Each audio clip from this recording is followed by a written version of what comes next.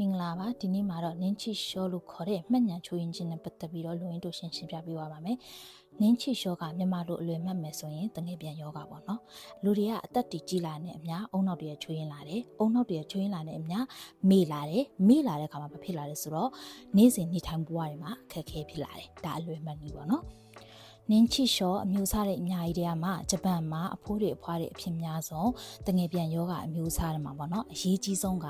၄မျိုးပါဆောင်းပွဲမှာလည်းအရင်မေးပါတယ်နံပါတ်1ကကြတော့အာရုစုဟိုင်မာကတာနင်းချီရှောအဇိုင်းမာယောဂပါနံပါတ်2ကကြတော့ခေခန်းစင်းနင်းချီရှောခေခန်းစင်းနင်းချီရှောကကြတော့သူကအုံနောက်က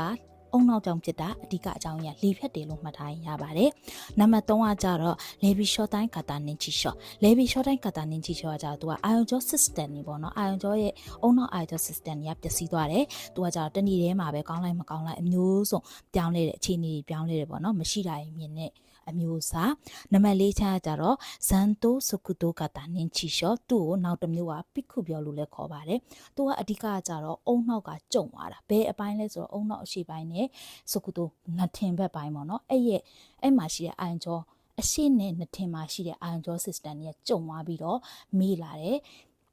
အချင်းစရိုက်တွေပြောင်းလဲလာတယ်ဒါကသူတို့ရဲ့ထူးခြားချက်ပါပေါ့နော်ဒီ၄ချက်ကိုဒီနေ့မှာ intro မိတ်ဆက်ပေးလိုက်ပါတယ်မနေ့ဖြန်မှာအသေးစိတ်တစ်ချက်ချင်းစီကိုပြန်ပြီးတော့ရှင်းပြပေးမှာထူးခြားချက်တွေကိုပြန်ပြီးရှင်းပြပေးမယ်ပေါ့နော်ဆောင်းမြတ်ကြည့်ရှုပေးပါဦး